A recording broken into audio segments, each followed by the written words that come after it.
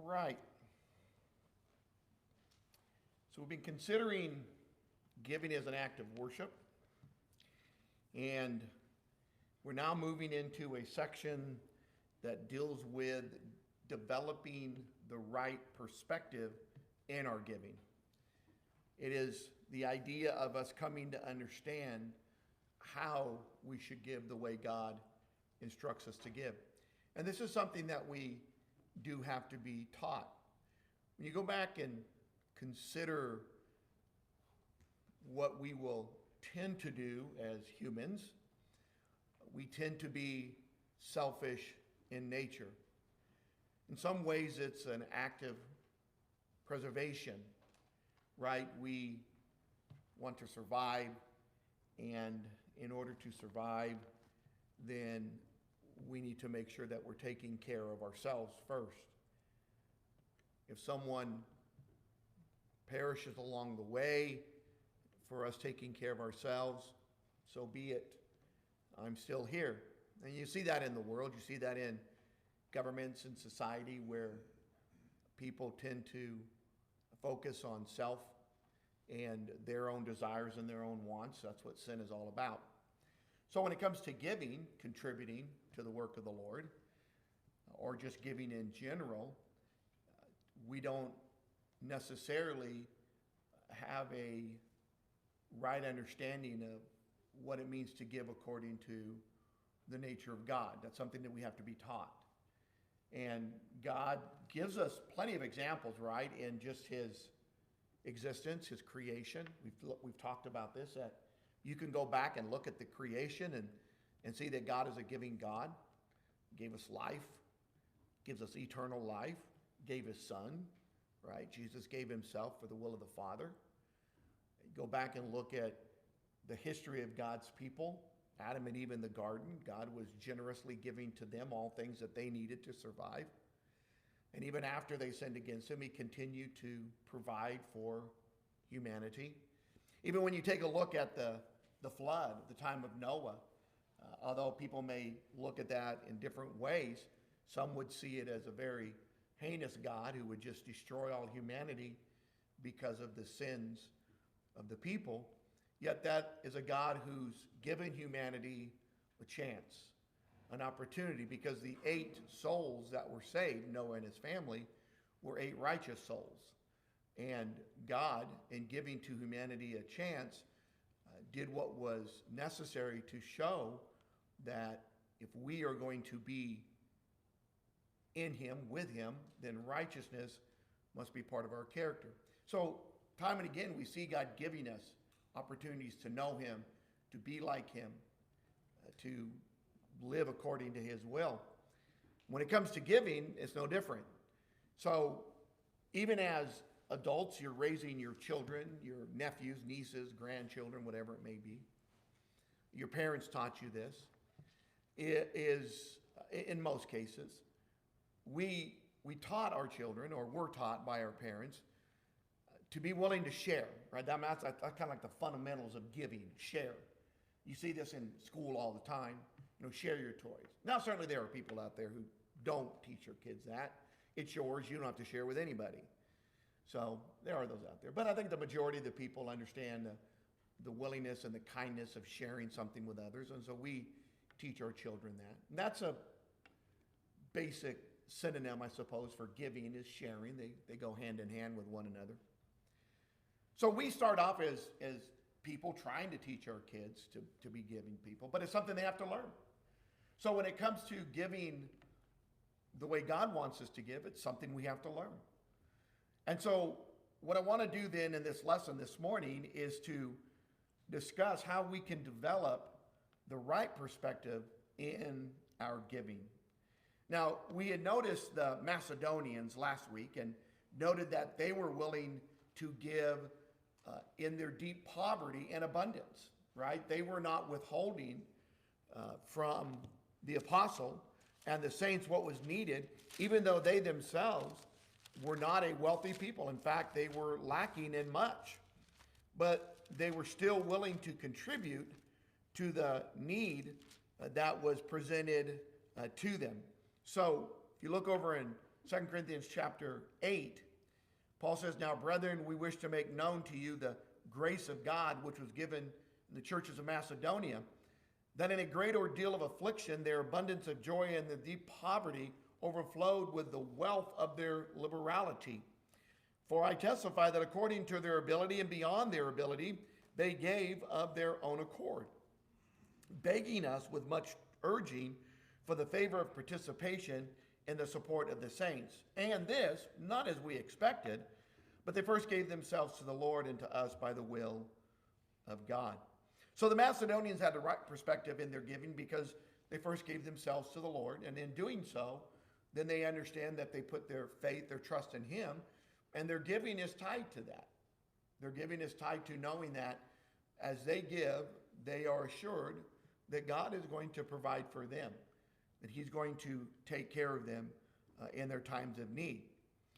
But going back and asking ourselves, how do we imitate that and then imitate the nature of God, bringing those two together? They had the right perspective. They were following the nature of God's giving. How are we going to develop this right perspective in our giving?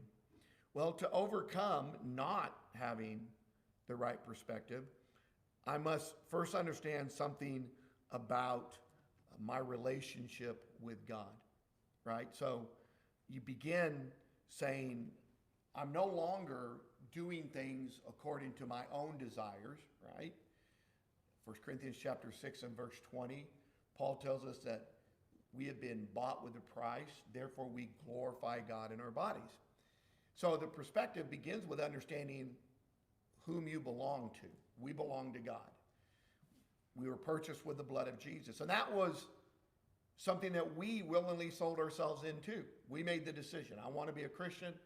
I want the forgiveness that comes through Christ.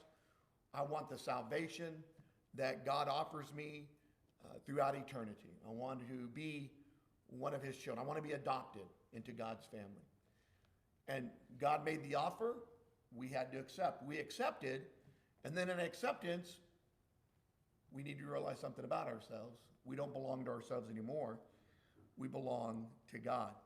So all that I have belongs to Him and is used for His work. Look over in Colossians chapter 1. Now, there's no question that God gives us the things that we have for our own needs and even desires, right? Our own needs and even desires. In Colossians chapter 1, in verse 16, Paul says, "For by Him all things were created, both in the heavens and the earth, visible and invisible, whether thrones or dominions or rulers or authorities, all things have been created through Him and for Him." So, all things, through Him and for Him, all things, which means I was created for Him. Now, I may not give myself to Him and allow Him to use me, but the purpose for my creation was for Him. And so if I'm created for Him, for what purpose then? Well, in this case, as Christians, in dealing with giving, it is to contribute in such a way that enables the work to continue, to provide need for those that have a need, to show my faith in God, to bring glory to Him in my faith in Him, trusting in Him as I contribute to Him. So it goes back to Him. And the things that I have, although He allows me to freely use them in the way that I would desire, as long as it is, and even if it's not a godly way, He still allows me to do that, right? I mean, we can take anything that God gives us and we can use it for ungodly purposes. But in line with who He is, He desires for us to use those things in godly ways, in ways that are conducive to righteous living and godly living. So,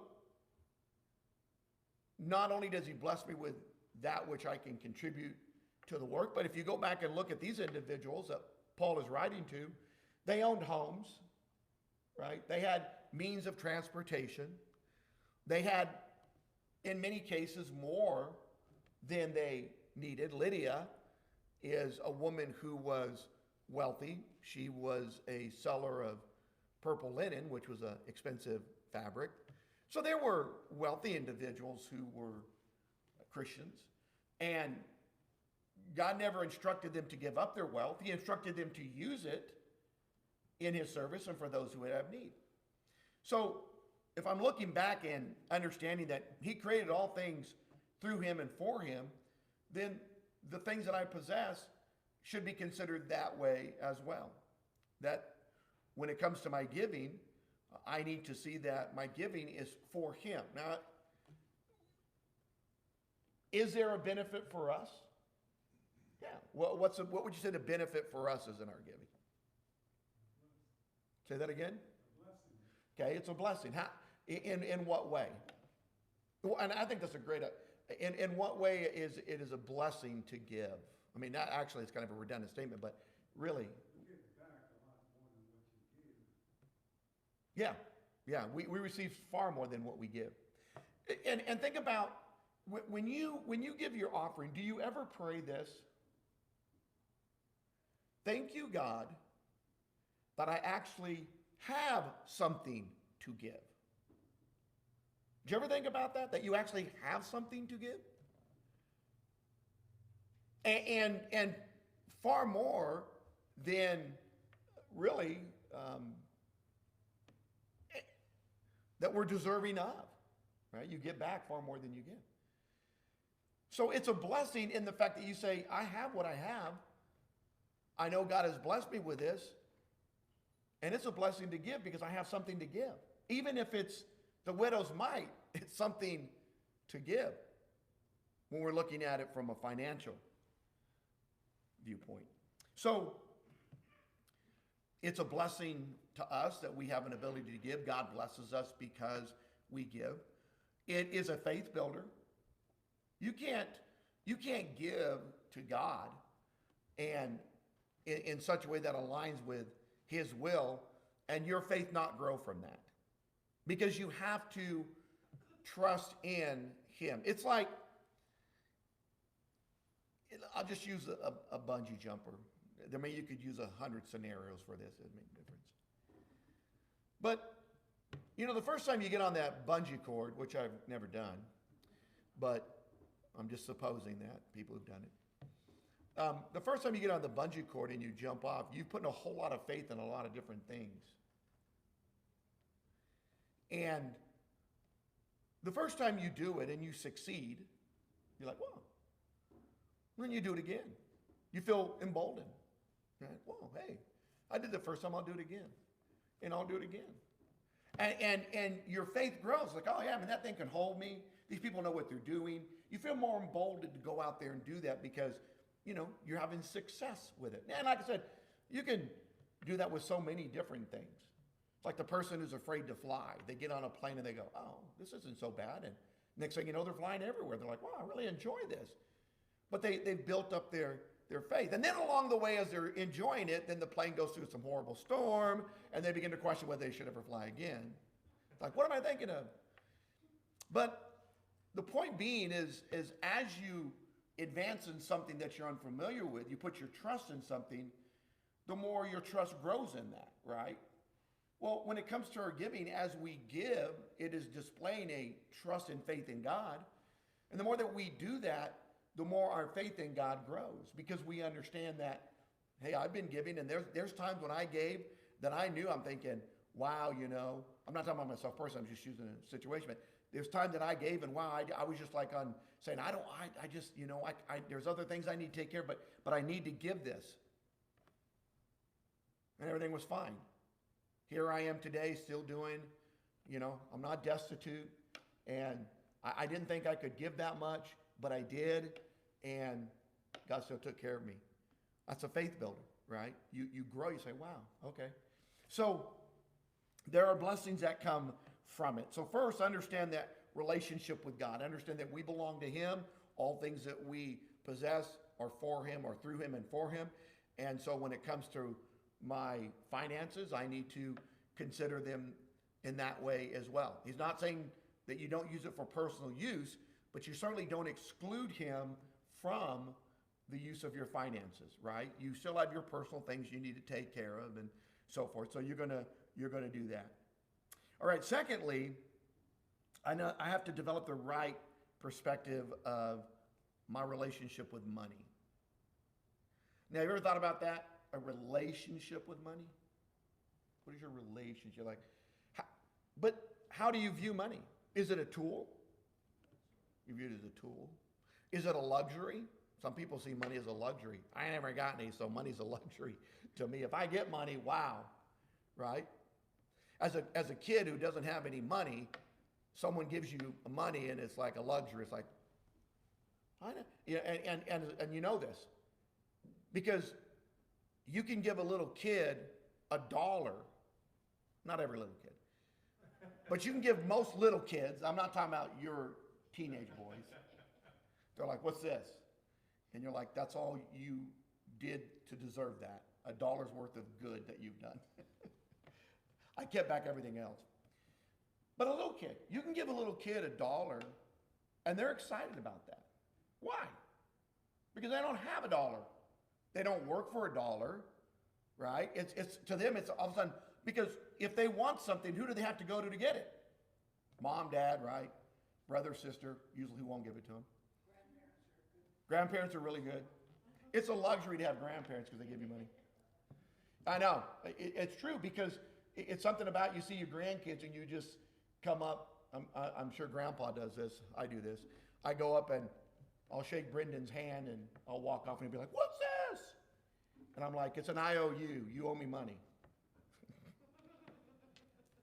No, it's actually money. No, I should put an IOU in his hand. Yeah, you go up and you give them something and they're all excited about it, right? Because you just, why are you giving this to me? Because I want it. Because I can. So, when we look at our money, what is our relationship with it? Some people see money as the means to their happiness. That's their relationship with it. If I don't have it, I'm not happy. And I tell you, I think the older I get, the more I look at people who have an abundance of money. And, you know, and this isn't everybody, but I think there's a lot of people out there like this that just aren't really happy with the money. It doesn't make them really happy because everything that the money can bring to them is short-lived. It's like, so you've got this big house and you've got these cars and you're going to grow tired of it after a while. I mean, it's going to be like, so I got this house, I got this, you know. It's like after a while, just things are things is all they are. Yeah, there's a song that Johnny Cash sings. It's called Hurt.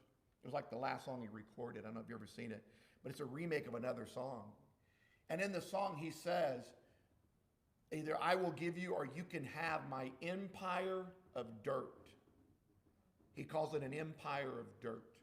So everything that he's worked for in all of his life, all that he's achieved at this stage, and when he's singing, he's very old when he's doing this. It's like his hands are all bent up and arthritis. But in the song, he says, you can have my empire of dirt. If he could go back and change things, what would he have changed in his life? And so I think there's a time when people look and their relationship with money is this idea that it's going to bring them all these things. But we also know that along with money comes a lot of misery. Think about the people who have won large sums of money in lotteries, thinking that all their problems were solved. There was a few moments, maybe a few months, that they were just all giddy and happy, and then things started happening. I read a story recently about a lady who won $2 million on a scratch-off ticket. She married the guy that she was dating at the time, her boyfriend. A couple of months later, he killed her, her son, and himself.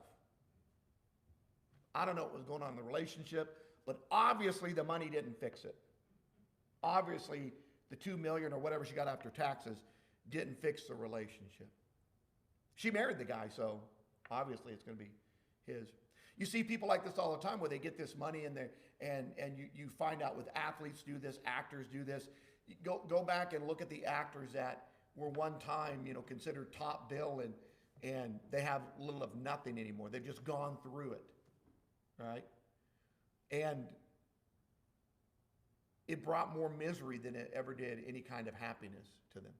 So, what is your relationship? How do you view your finances? Well, beginning we need to see that money has its limitations. Take a look over in Luke chapter 12. Money has its limitations. In other words, money is not the all in all of our existence, our happiness. If I just had more money, then life would be better. If I just, here's a good one for you. If I had more money, my job would be worth it. No, it wouldn't. No, it wouldn't. Money doesn't make your job worth it. It's your attitude that makes your job worth it, right? If you enjoy what you're doing, or you see some type of accomplishment in what you're doing, that's what makes your job worth it. But if I could have more money, because I can tell you this, people who get more money, who are miserable in their job, are still miserable, but just with more money. They still hate their job. They still hate the people they work with. They're just getting more money to do that.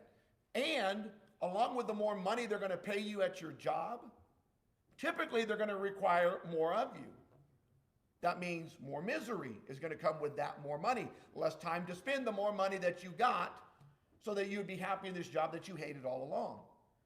It doesn't work like that. Luke chapter 12, beginning in verse 13. Someone in the crowd said to him, "Teacher, tell my brother to divide the family inheritance with me." But he said to them, "Man, who appointed me a judge or arbitrator over you?" Then he said to them, "Beware and be on your guard against every form of greed, for not even when one has an abundance does his life consist of his possessions."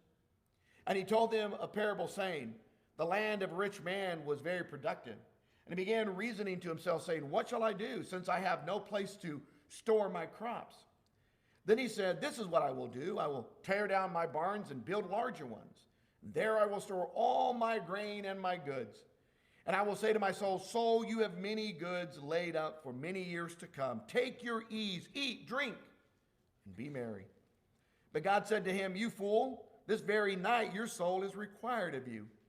And now who will own what you have prepared?' So is the man who stores up treasure for himself and is not rich toward God." There's greater things than money.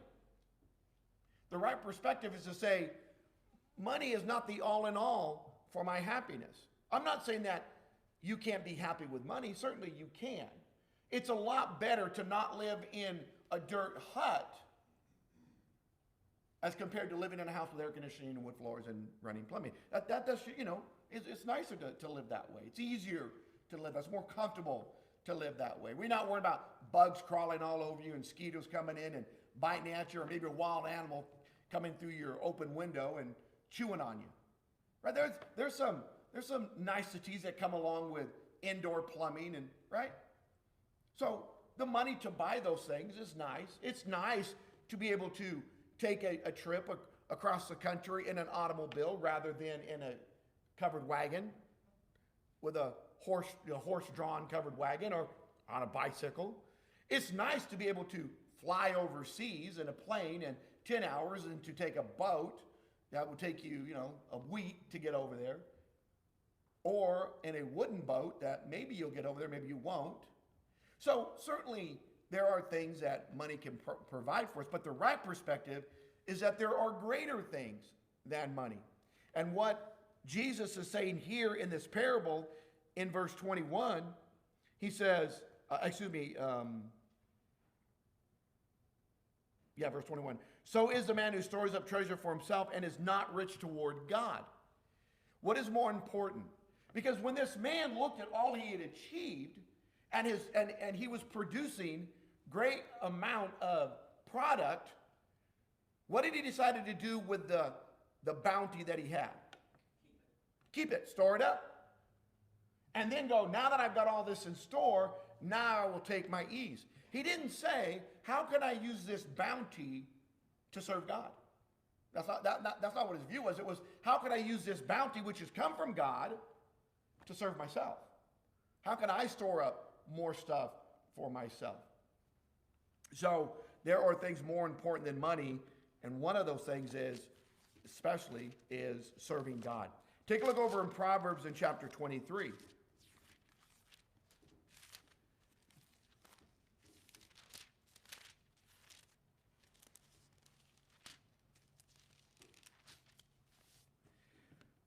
You know, money is something that is temporary anyway. And for most people in your life, financially, there is a window of opportunity that comes and goes. There is a time where you are in your prime and you're working to earn something. But then there comes a time when the prime is past and you're slowing down. And you can't do the same that you used to do. Now, I'm not saying everybody. Certainly there are people out there who have amassed great fortune, invested it, and that continues to earn them money until the stock market crashes, and then they lose that money, but then they try to build it back up again if they can.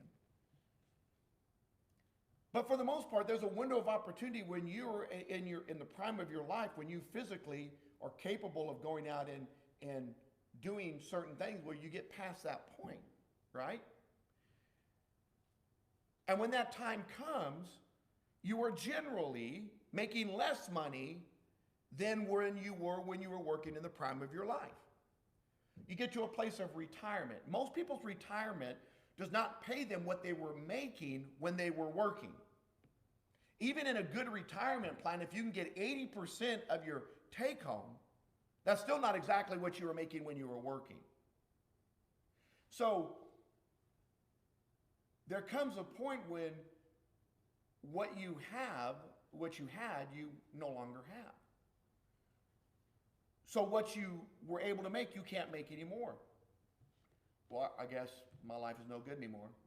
I guess I just can't be joyful. I can't be happy because I can't live the same standard, same standard of living that I always lived in. And foolishly, there are people who will try to do that. There are people who have great wealth, and they get to a point where you see this with athletes quite a bit, where they build their life around their income in their prime,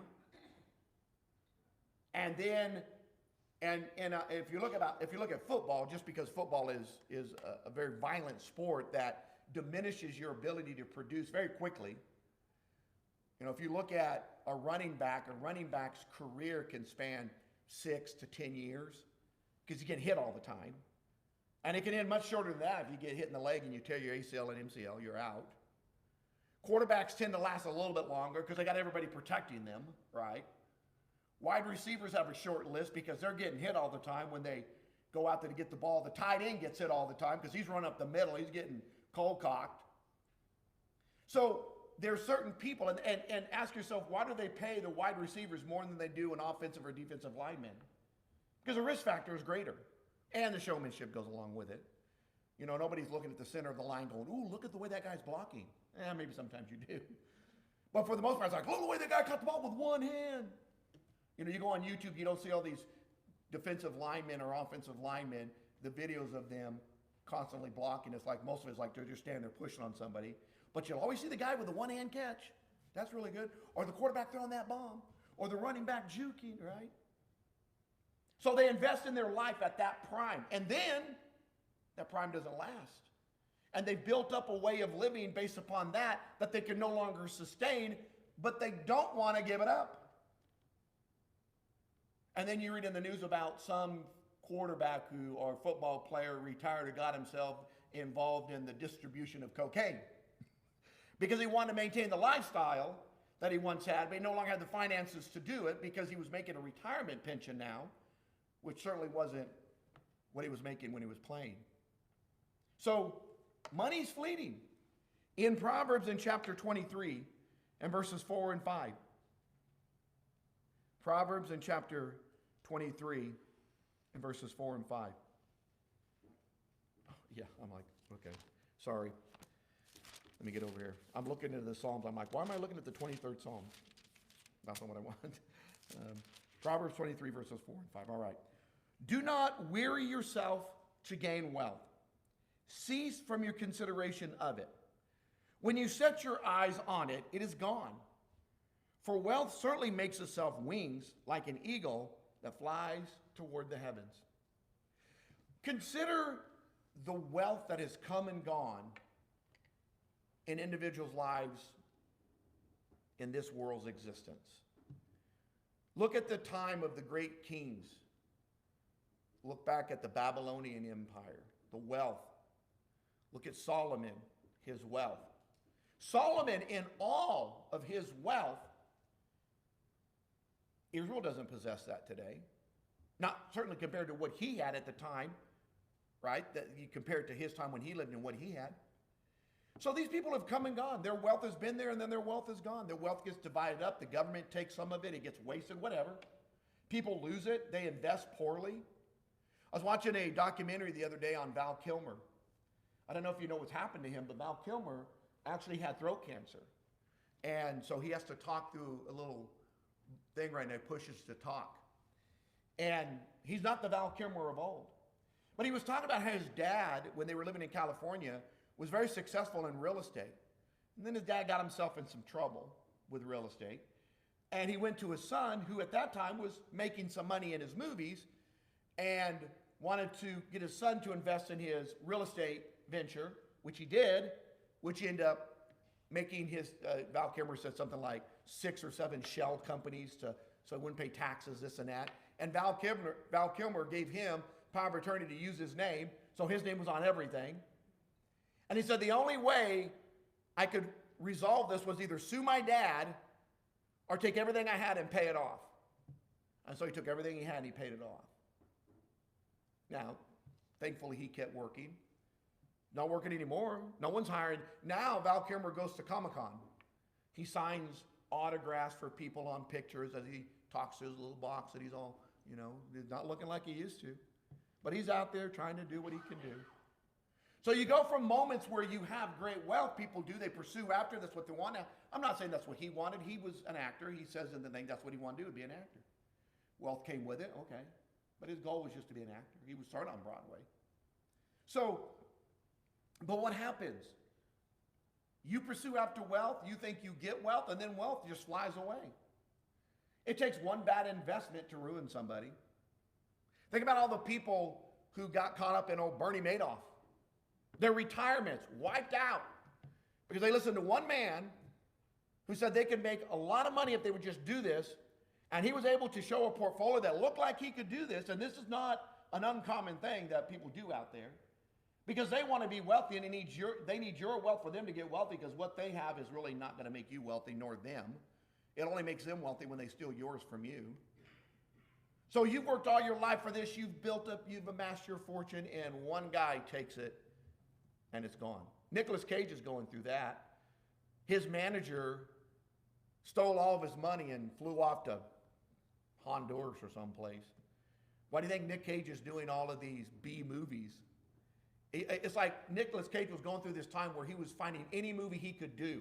And they were horrible movies because there was a paycheck in it. Because he wanted his old life back. He wanted that wealth back. But his wealth picked up wings and flew away because it's only temporary anyway. Look in Proverbs 11 and verse 28. And this is the right perspective. You say, okay, well, look, there's things more important than money. Money will not always be there. I can lose it very quickly. Proverbs 11, verse 28. But he who trusts in his riches will fall, but the righteous will flourish like the green leaf. Money is not trustworthy. You can't put your trust in it. There are people who want to steal it from you, right? Even if you've worked for it hard legitimately, there are others who will want it. Money will promise things that it can't deliver. You can't put your trust in it because money will not always give you what you think it's going to give you. People get money because they want to be happy. They want the luxuries of this life. They think those luxuries are going to fulfill them somehow. And you get to these people that are wealthy and still unfulfilled. So they begin to create chaos in the world to somehow make life worth living. Life is gone. I saw this movie the other day, Without Remorse. And there was really this potent line in the movie that stood out to me. These Americans were trying to create a war between Russia and America. And so they willingly went in and killed these Russian soldiers in Syria at the hand of American soldiers who didn't know that that's what they were doing. And then they hired these other Russian people to come to America and then kill all those soldiers who killed their people. And they made sure that people were left behind so it would look like America and Russia is at war, or they're fighting with each other, so a war would start. And you know why they wanted to start the war? Because the guy said, we need war, because when we don't have war, we just turn on each other. He said, we live in a country that is divided because we don't have a common enemy out there. We become our own enemies. And I thought, well, that's pretty powerful. We're attacking ourselves because we don't have another enemy to fight. Well, when people look at money, they look at what they think it's going to bring them. They go out and they try to find happiness with it, and it's not trustworthy. It's fleeting. There's more things more important than that, and they get bored with it. And so then they start getting themselves involved in things that, for some reason, seem to make life purposeful. Life has meaning now because I'm involved in something that gives it meaning, and I'm using my money to do that. And oftentimes, the money that's being used to bring about some sense of purpose in these people's lives is not a good thing. It's not a productive thing in their life. Certainly, if you have money, I saw a video where these people were using their money, Australians were using their money to go down to Haiti, and they were breaking up sex trafficking rings. Very wealthy Australians, but they had a yacht, and they were looking like they were trying to get these young ladies, and they would break up these. And they asked, why are you doing that? And she said, because there's people down there that need help, and we can do it. Well, that's a good thing. But it doesn't always end that way. Let's look at one other passage as we close out. Take a look at 1 Timothy chapter 6. So I've got to look at money with the right perspective. Yes, it can buy me things, and yes, I can have enjoyment with my finances. There's no question about that. You can go on trips, and you can laugh, and have a good time, and that's all great and good, but understand that there are limitations. In 1 Timothy chapter 6, verses 9 and 10, but those who want to get rich fall into temptation and a snare, and many foolish and harmful desires which plunge men into ruin and destruction. For the love of money is a root of all sorts of evil. And some, by longing for it, have wandered away from the faith and pierced themselves with many griefs. So when you have a misplaced fondness for money, it brings ruin into your life. When you love money and all that you think it can bring you, and you pursue after it simply based upon that, then that's a misplaced faith and trust in it. And in doing so, he says, Paul says that it will bring ruin to your life. And again, and then they've wandered away from the faith. Notice what he says in verse 9 here. But those who want to get rich fall into temptation and a snare and many foolish and harmful desires. In other words, sometimes if your desire is to get wealthy, getting it in a legitimate way takes too much time, too much effort. If I can get rich quick, off of stealing, off of murder, off of illicit activity, if I can get my money, then that's what I'm going to do. Those are the type of things that people fall into because they pursue after it as if it's the all in all, and it leads them down this path of destruction. So again, the right perspective. What is money to be used for? Certainly to take care of ourselves. Certainly for luxuries in our life, but never without considering the work of God in it. It's like it's a temptation and a snare. Yeah. When you think about hunting, it never goes well to what gets caught in the snare. Yeah, that's very true. Back then, there was a lot of hunters. They would understand the temptation and the snare, and you're going to get skinned and smoked here pretty soon if you get caught in that. So. Yeah, it's like, how was your hunting trip? That was really good for me. The animal didn't fare too well. He got caught in the snare. Well, that's the same for us. If we pursue after that, if that's our goal, if it's the love of money, right? The love of money, that you serve it and so it can serve you, then you have the wrong perspective. And if you look at it as a blessing, if you look at it as a tool to be used in serving God, certainly a tool that can bring comforts in your life, the necessities of life, yes, but never in the absence of God in regards to how you're going to use whatever it is that you have worked for, whatever God has blessed you with. And if you get that right perspective, then your giving will be in line with what God wants. All right, we'll stop there.